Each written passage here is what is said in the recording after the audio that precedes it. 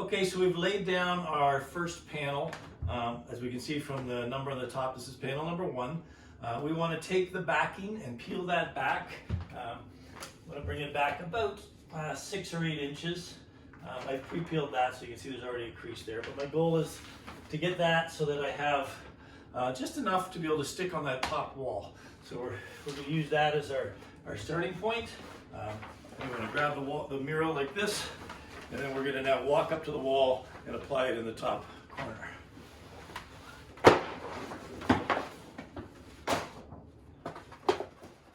Okay, so as I said, we have about 6 inches of backing peeled back. I've got my stool and I'm going to place this up in the top left corner.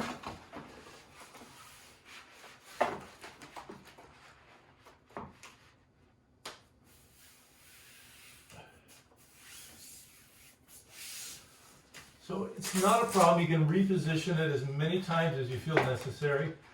You can even give it a little extra on that edge because we can cut that off later. The goal here is just to get that flush with the top. Okay, I'm just looking down on my left wall here, and I'm pretty good. So for first positioning, I'm happy with that. I've got it nice and flush to the left side here. I feel it's going to be good and square all the way down to the bottom. We give you a little extra bleed on the top and the bottom. So you can just peel this, hold this there, and then we slowly just bring this down. Okay, and as we do that, I'm using my hand to work it across, right? Slowly bringing that down. I'm looking for any bubbles that are in there. If you have a squeegee, you can use that as well, but I find my hand works great. All you need to do here.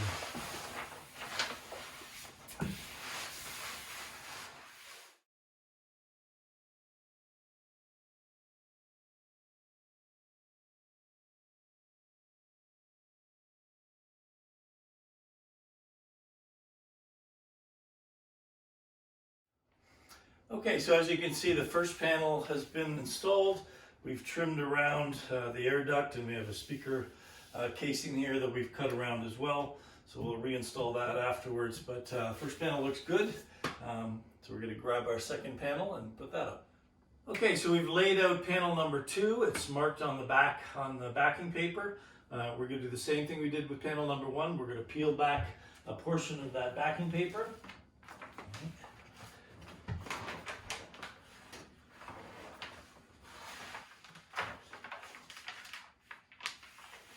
Crease that back. Okay, now we're ready to apply the second panel. So we're going to put up the second panel. Our panels come with from a 1/2 inch to about a 1/4 inch of overlap between the two. So that gives us, just a little bit of space so we can overlap the two panels. So we're going to make sure we have that same overlap up at the top. This is easier with 2 people. I mean, if you have an extra person, obviously they can help you with the alignment. But what I usually do is I'll get my first panel up, and then I'll start looking for some reference points that I want to use. The point on here, I can see obviously is not lined up. So I'm just going to take a bit of time, move that around, get it where I need it. It has to go over a little bit. This can take a bit of time, but it's worth it in the end to get it perfect.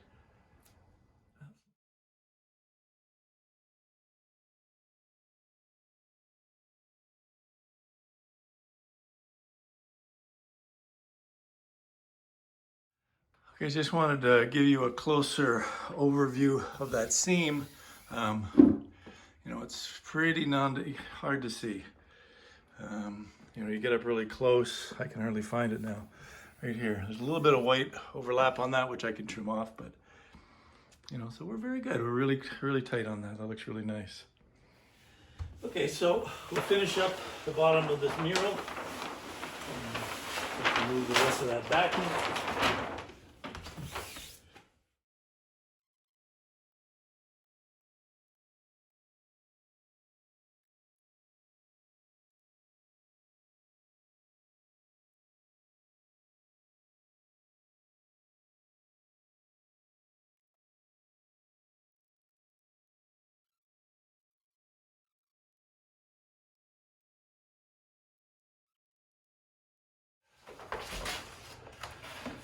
Okay, so we're going to line up mural number 3. Look for a reference point here. There's a lot of components on this one to line up, so it's going to be a little trickier.